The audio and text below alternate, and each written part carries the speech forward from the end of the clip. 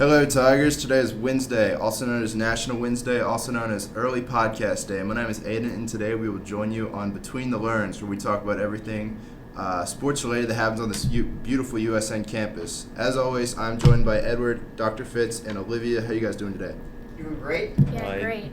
It's been a minute since our last podcast. I think it was the boys' basketball after their season, and I think it's totally right that we talked to the girls, and we brought in a couple of our stars from the girls' basketball team, and Uma Peters, Stella Shen, and of course Coach Olson, the brand new to USN. How are you guys doing today? Doing awesome. Excellent. Yeah. No complaints on my end. So you guys had a bit of a full season, a lot of new things to think about, new coaching methods. What were some of the newer aspects of the season with the new coach? Ooh. What was different from last year? We had a little bit of a smaller team and a younger team, so that was kind of like new to work with because, a lot of us were newer to the sport. But I think like all of us blended very well, so kind of the chemistry aspect of playing with each other was an easy thing to do. From coaching wise, I feel like we also have kind of a very different style this year. I feel like the girls basketball team used to be more traditional, and now we're more trying new things, trying new plays, and also Coach Olson bringing in two of our assistant coaches, just bringing in a lot of new ways of training. So I think we're moving in a positive direction. No, I was going to ask, what's the opposite of traditional, Stella? Just like innovative. Yeah. Excellent. Okay, that's the best possible word I can hope for. Excellent. I think I tells it. So what would you say like your approach was coming into the season? Like what? How are you thinking about the girls basketball team? Yeah, my brother-in-law is a football coach, and he uses this term "fail fast." So like I wanted to figure out like. I needed to know, going into the season, I knew that I didn't know what I didn't know. All right, so I needed to figure out like what my deficits were as fast as possible, and the only way to figure that out is to like fail fast. So like go, and then like chalk up everything that goes wrong as quickly as possible.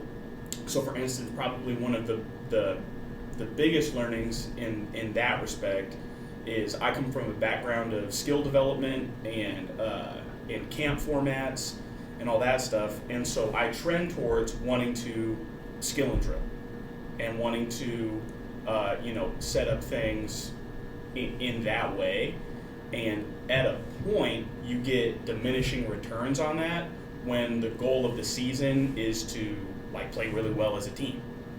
And so one of the fastest failures was we were putting in all this skill work because, to be fair, there was a lot of like fundamentals that we needed to work on. But then at a point, we couldn't function on offense because we didn't have a well thought out team plan. That was to no fault of the players. That was a strategic miscalculation on my part. And so, but that happened early. So we were able to pivot, and as a result of that, both figure out what skills we could work on to get us the biggest return on investment for our time, in a limited 90 to 120 minute practice, depending on whether I talk for 20 minutes at the end or not. And then keeping those skills, limited to the ones that have a direct impact on whatever team scheme or strategy we're working on. And so that was the biggest thing. So like failing fast and trying to figure out those things as early as possible was probably like one of the most important things on my mind coming in. Let me take y'all back to homecoming night. Yeah, it was. We had a really full gym. I think that's the most people that we ever got that we've ever had for a girls basketball game, and that was just, it was super cool to see. What was going through the players' minds during that game? Like, you guys, everything was getting knocked down, and it feels like in that second half. Well, I think like that was probably the best first half we played in the season, and I think like the energy like really helps us, and like we all kind of feed off of each other. Like if one person's up, then everyone's gonna be up. If one person's down, everyone's gonna be down. So I think like the first half was because like of the energy that was there, and then I think the second half we just kind of lost that energy. But I think that was one of our focuses during the season, was like figuring out how to keep the energy there for the whole game. Yeah. Well, the crowd does bring us kind of like a higher energy. Everyone gets pumped, having people cheer for us is great, but also coming with that does give us more pressure than usual because there is expectation. There's, some of the girls on the team coach like lower school winter league and all that, so there's kids watching that know us and expect us to absolutely excel because we're the best in their mind. So coming with that is also pressure, and I think sometimes it's hard, especially for a young team, to kind of balance between the high energy and also like the high pressure. Stella, what did you find your role was like this year? I remember from the Winter Sports Recognition you won the Foundation Award, and Uma, you can comment on this too, but as Stella the only senior, what role did she play on the team this year? Well, to be honest, as an only senior, you kind of have to take on the leadership role just because you're older, and you've been on the team longer than everyone else, obviously. However, it was a challenge to me because in terms of experience in playing and honestly skill level, because I haven't been playing for that long. I started playing basketball freshman year, in contrast to other people playing since lower school. There was a lot of pressure because it was a big switch. I used to be, just a part of the team, kind of hanging out, being like, the sixth man. And then all of a sudden everyone's like, you're the only senior, you're the lone star now, you gotta lead everyone. So there was a big switch, but I think I pulled it out of my pocket pretty well. I think I was always there to support my team, so I'm proud of that. Yeah, for sure. Go ahead. So you guys talked about when one player is up, you kind of all are up. So can you speak a little bit to what you guys did in practice to have that team bonding, that communication? So when it was time to play the game, you were communicating well and playing as a team. Well, I think sort of early on in the season we kind of set a new culture, I guess, of just everyone was supportive and trying new things just because we were a less experienced team. But energy was what helped us perform our best. So I think whether it was playing music during our warm-ups and practices, or just talking a lot, telling people about our day, just having that bond with people was just very An iconic warm-up playlist is probably. Can we hear some of the songs that were on that playlist? Yes, absolutely. Jenny from the Block, first and foremost, the Jennifer Lopez classic. Turn My Swag On by Soulja Boy was a recurring song of the season.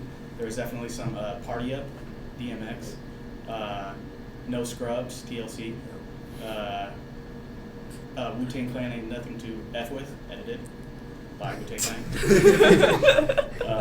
Just all the good ones that the kids listen to nowadays. Yeah. Just kidding. Those are from my childhood. Relatable.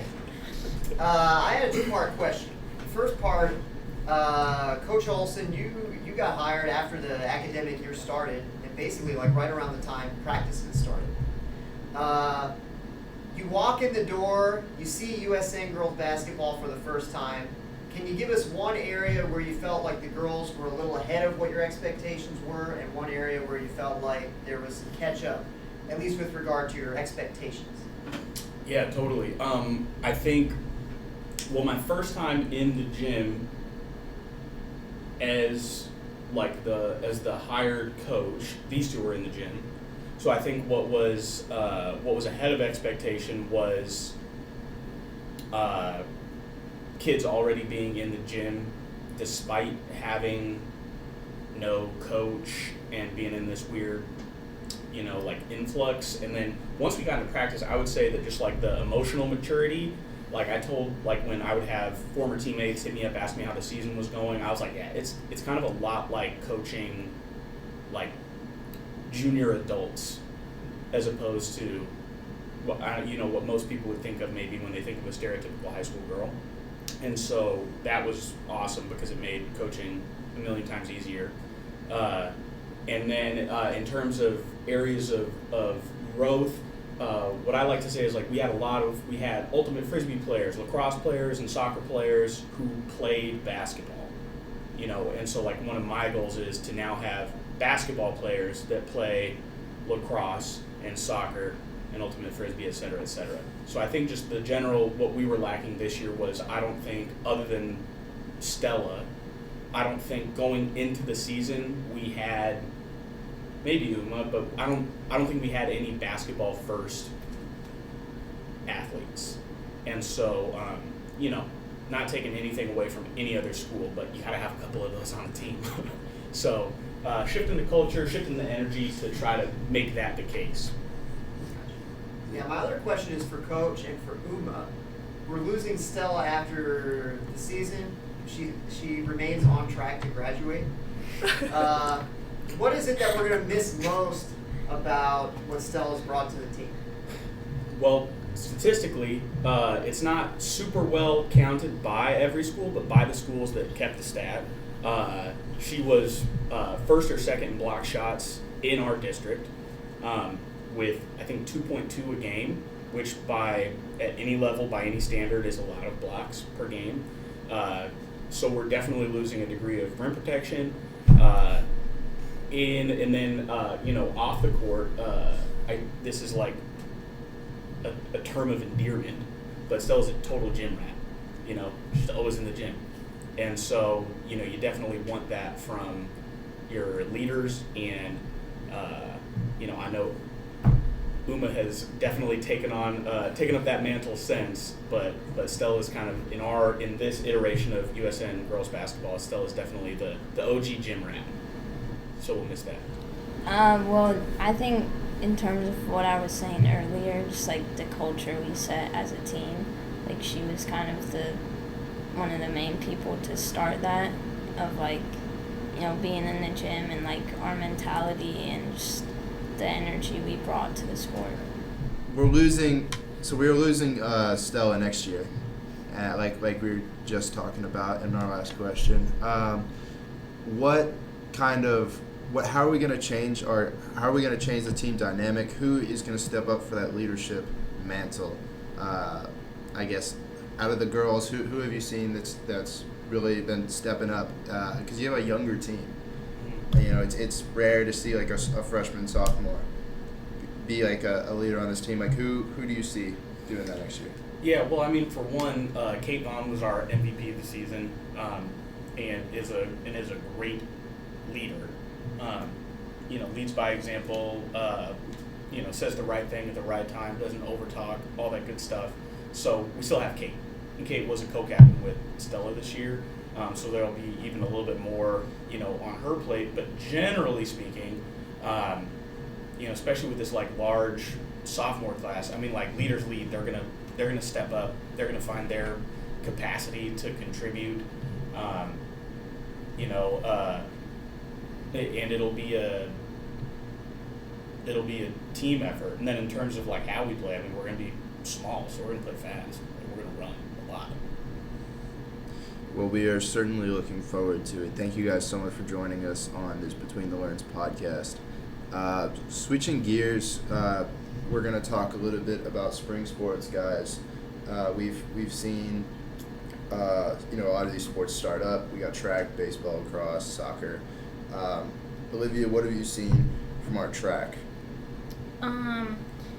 You've just seen this past weekend at Sports of All Sorts, we saw Sydney Ware put down a 100 time that was 0.01 seconds off of the school record. So we're looking at maybe a new school record in the boys 100 meter. And then on top of that, you have like Alima with great openers in her sprints. Ryder's a strong distance runner coming up. And then you have Holly pole vaulting, of course. I think that we have, we have a strong team this year, even though we lost a couple seniors last year, and it seems like more people are dabbling in field events too. So I'm excited to see what happens. Didn't some girl just clear 5 feet in the high jump? No, I didn't clear 5 feet. 4:10, close to 5 feet.